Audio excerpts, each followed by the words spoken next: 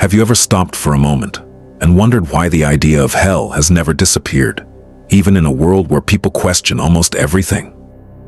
It is not just a story people tell. It is not just fear, passed from one generation to another. There is something about it that keeps coming back into human thinking, something that refuses to be ignored. But here is what most people don't realize. Many of the things they believe about hell are either incomplete or misunderstood. Some people imagine only fire, while others try not to think about it at all. But what if the truth is deeper than both of those ideas? What if understanding this topic is not about fear, but about awareness? Before you scroll away or assume you already know, take a moment and really listen.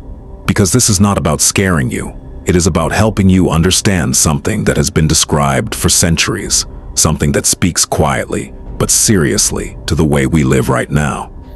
These are 7 things you should know about hell, and the truth is, most people have never really taken time to think about them carefully. The first thing you should know is that hell is often described as separation, not just punishment. Many people go straight to the image of fire, but deeper descriptions point to something more serious, a complete separation from peace, from light, and from the presence of God. Imagine existing in a place where everything that once brought meaning is no longer there. No comfort, no peace, no sense of connection. On earth, even in your worst moments, there is always something good somewhere, a small hope, a brief relief, a reminder that things can change. But a place described as total separation means none of that exists. Scripture gives a glimpse of this when it says, "They will be punished with everlasting destruction and shut out from the presence of the Lord," in 2 Thessalonians 1:9. That phrase alone changes how you think about it, because it is not just about pain, it is about distance from everything that makes life feel whole. And that leads to the second thing people often misunderstand.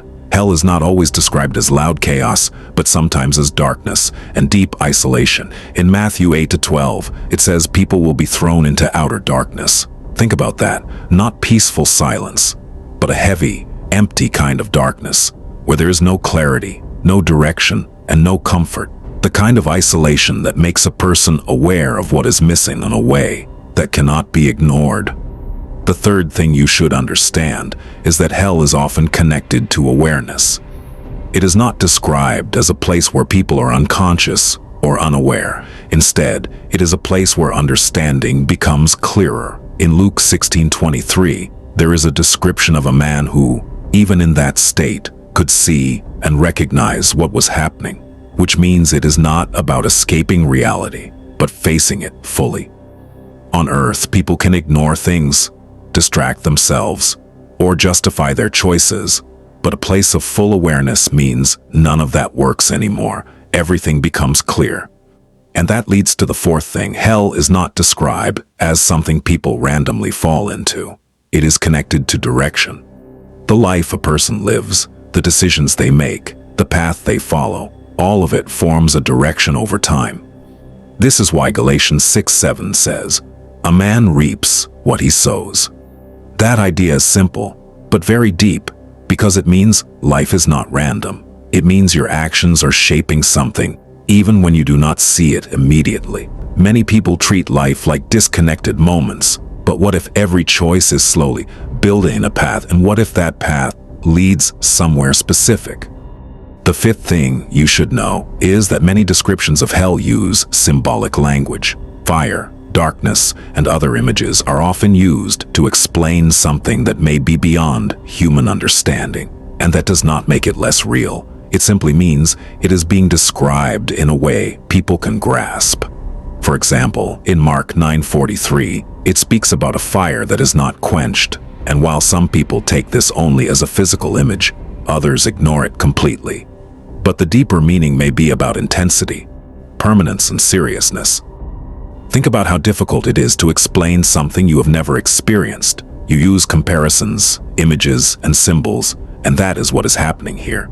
The message is not just about the picture, it is about what the picture represents. And that brings us to the sixth thing people rarely consider. Hell is often described as a result, not just a place. It reflects the outcome of a life lived in a certain direction.